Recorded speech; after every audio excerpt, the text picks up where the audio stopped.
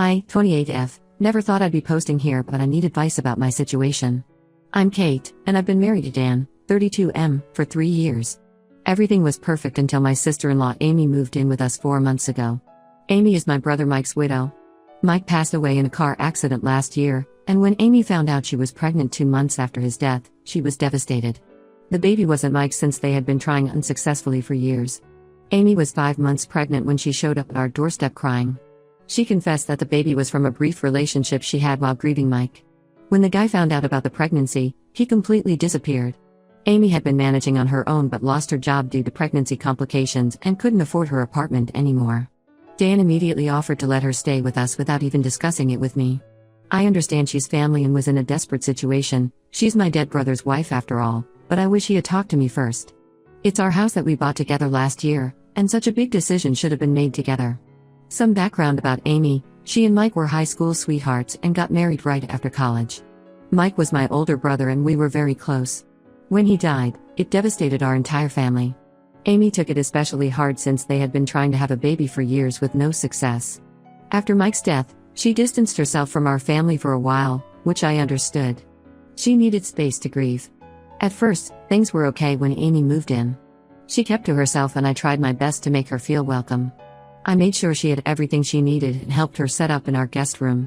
But then things started changing. Dan began spending all his free time with Amy. If he wasn't at work, he was helping her set up the nursery in our spare room, going shopping for baby stuff, or staying up late talking to her.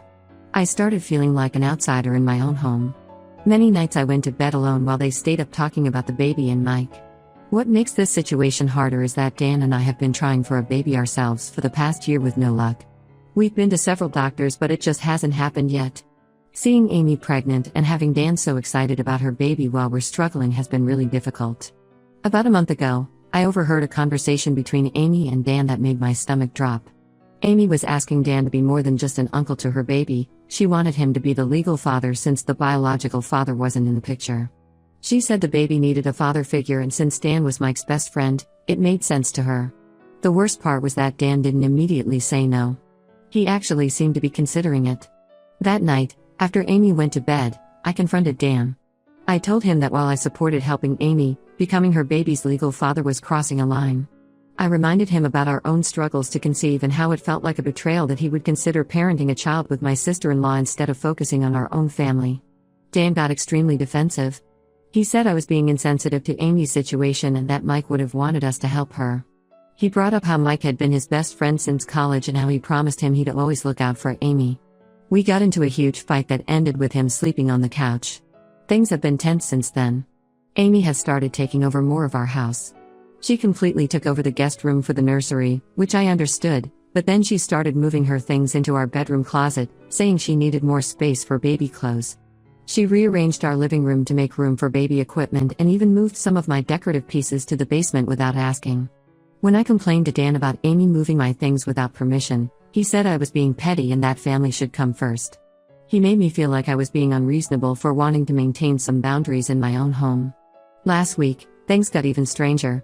I left work early because I wasn't feeling well and found Amy in our home office going through our financial documents. She quickly put everything away when she saw me, but I'm certain she was looking at our savings account information. When I asked her about it, she got flustered and claimed she was just trying to figure out her own budget.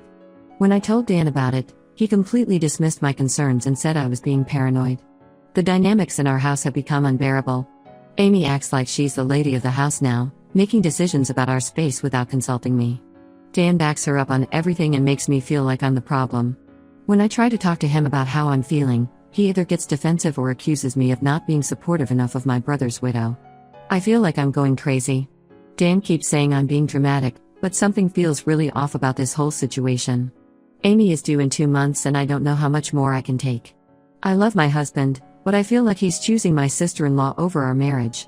Every time I try to establish boundaries, I'm made to feel like I'm being selfish or unreasonable. How do I handle this? Am I overreacting? Should I just accept that this is how things are going to be now? I don't want to be insensitive to Amy's situation, but I also don't want to live feeling like a third wheel in my own marriage. Update 1 first, thank you everyone for your support and advice on my original post. A lot has happened in the past 2 weeks and I needed time to process everything before updating. After reading suggestions about checking our finances, I decided to look deeper into our accounts since Amy's snooping had made me suspicious. Dan and I have always had separate accounts for personal spending, but we maintain a joint savings account for our future family. What I discovered made me sick to my stomach. Dan had withdrawn $25,000 from our joint savings account without telling me. This was money we'd been saving for over 2 years, specifically set aside for when we finally had a baby. We had both agreed never to touch it without discussing first. When I confronted Dan about the withdrawal, he initially tried to deflect.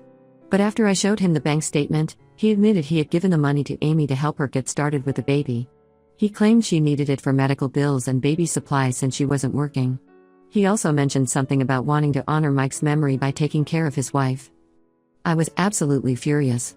This wasn't a small amount, it was a huge chunk of our savings that we'd worked hard to build together. Dan tried to justify it by saying Amy needed it more right now since she was already pregnant and alone. He said he had been planning to tell me eventually but knew I would overreact. I told him this wasn't just about the money, it was about trust and respect. We're supposed to be partners, making decisions together. Instead, he treated me like my opinion didn't matter when it came to Amy. The fight that followed was explosive. Amy heard everything and came downstairs crying, saying she never meant to cause problems. That's when things got even worse. In the middle of her tearful apology, Amy revealed that she and Dan had already filed paperwork for him to become her baby's legal guardian. They had been planning this for weeks behind my back. According to Amy, they started the process right after that conversation I overheard. They didn't tell me because they knew I would try to stop it. Amy tried to explain that her baby needed a father figure, and since Dan was Mike's best friend, it made sense to her. She even had the nerve to say that Mike would have wanted this. I felt completely betrayed. Not only had my husband given away our savings without telling me, but he had also legally committed to raising another child without discussing it with his wife. Even worse, this was with my dead brother's widow. It felt like they were trying to create some twisted replacement family. Dan tried to defend their actions, saying they knew I would be difficult about it so they decided to handle it quietly. He actually said that since it was his name on the paperwork, not mine, he didn't need my permission. When I reminded him that we were married and this would affect our entire family, he said I was being selfish and disrespecting Mike's memory. I packed a bag and went to stay with my parents. I needed space to think and process everything. Dan has been calling and texting constantly, but not to apologize. Instead, he's saying I'm abandoning Amy when she needs family most. He keeps bringing up Mike, saying he would be disappointed in how I'm acting. My parents are shocked by Dan's behavior. They love Amy but even they think this has gone too far. My mom tried talking to Amy, but Amy just cried about how she needs support right now and how Dan is the only one who understands her. I'm still at my parents' house. The trust in my marriage feels completely broken. Dan has shown me that he will always put Amy first, even if it means betraying me. He's made huge, life-altering decisions without consulting me twice now, and I'm scared to think about what else they might be planning together. Some family members have started reaching out, telling me I'm being too harsh and that we need to support Amy during this time. They keep bringing up Mike and how he would have wanted us to help her. But what about my needs? What about the family Dan and I were trying to build? I've scheduled an appointment with a lawyer next week to understand my options. I'm not saying I want a divorce, but I need to know where I stand legally after everything that's happened. Dan still doesn't know about the lawyer. I've learned from his example about keeping certain things to myself. Update 2: Things have gotten even more complicated since my last update. While staying at my parents' house these past weeks, I noticed my period was late. Between all the stress and chaos, I hadn't been tracking it properly. I took multiple pregnancy tests, they all came back positive. My doctor confirmed I'm about 8 weeks along. I should be overjoyed. This is what Dan and I had been trying for over a year to achieve. But instead of feeling happy, I just feel lost. All I could think about was how Dan had already committed to being a father to Amy's baby. He took our savings, filed legal paperwork, and basically created a whole new family unit with my brother's widow without me. Amy had her baby last week, a little girl. Dan has barely left the hospital since she went into labor. He's been posting constant updates on social media, calling himself her dad and talking about how amazing it feels to finally be a father. Each post feels like a knife in my heart, especially now that I'm carrying his actual child. I've watched from afar through social media as he's completely thrown himself into this role. He took 2 weeks off work to help Amy settle in with the baby. He's posting pictures of himself feeding the baby, changing diapers, and talking about sleepless nights like he's the actual father. He even wrote a long post about how this baby is a gift from Mike and how he'll raise her like his own. Yesterday, I finally told Dan about my pregnancy. I asked him to meet me at a coffee shop because I didn't want to have this conversation at our house with Amy there. His reaction wasn't what I expected at all. Instead of being happy, he seemed almost annoyed by the news. He said the timing was terrible and that he needed to focus on Amy and the baby right now. When I reminded him that I was carrying his actual child, he got angry. He said both babies were equally his responsibility now and that I was being selfish for trying to make him choose. He actually suggested I move back home so we could all raise both babies together as one big happy family. I sat there stunned as he laid out his plan. He thought I could move back in, help Amy with her baby while I'm pregnant, and then we could all co-parent both children together. When I told him this arrangement was inappropriate and disrespectful to Mike's memory, he accused me of being jealous and unsupportive. The final straw came when he said he couldn't promise to be there for my prenatal appointments because he had already committed to helping Amy with the baby's checkups and he couldn't let her down. That's when I realized nothing was going to change. Dan would always put Amy and her baby first, even above his own child. I made my decision right there in that coffee shop. I told him I wanted a divorce. He tried to argue that I was being hormonal and irrational, that I wasn't thinking about what's best for our baby. He even said Mike would be ashamed of how I was treating his widow. When I got back to my parents' house, I had several angry messages from Amy. Apparently, Dan had told her everything and she was upset that I was trying to ruin their happiness with my pregnancy. She actually suggested that I got pregnant on purpose to compete with her. The irony of her accusing me of trying to trap Dan when she's the one who manipulated him into being her baby's father wasn't lost on me. I've blocked both of them on everything now. I can't deal with their twisted version of reality anymore. I've already spoken to a divorce lawyer and we're preparing to file the paperwork. My parents have been my rock through all of this. Even my extended family, who initially told me to be more understanding, are now seeing how messed up this situation has become. I have my first proper prenatal appointment next week. My mom is coming with me for support. It's not how I imagined my first pregnancy would go, but I know I'm making the right choice for myself and my baby. Update 3: The divorce papers have been filed and the initial proceedings are underway. I'm living with my parents permanently now and focusing on my pregnancy. I'm 5 months along and found out I'm having a boy. My mom came with me to the anatomy scan and we both cried when we saw his little face on the screen. It was a bittersweet moment. I wish Mike could have been there to see he was getting a nephew. Dan barely contested the divorce, he was too busy helping Amy with her baby. When my lawyer sent over the paperwork, he signed everything without much pushback. The only thing he fought for was visitation rights to our son after he's born. I agreed to supervised visits, but only if he comes to our location. I'm not bringing my child anywhere near the weird family dynamic he's created with Amy. I found out through mutual friends that Dan and Amy are now officially co-parenting her daughter. They're living together in our old house, and Dan has fully taken on the role of father. He's even giving the baby his last name and is listed as the father on her birth certificate. Some of our friends think I gave up too easily, but they haven't seen how deep this dysfunction goes. The most painful part was dealing with extended family. Most of them initially sided with Amy, saying she needed support after losing Mike.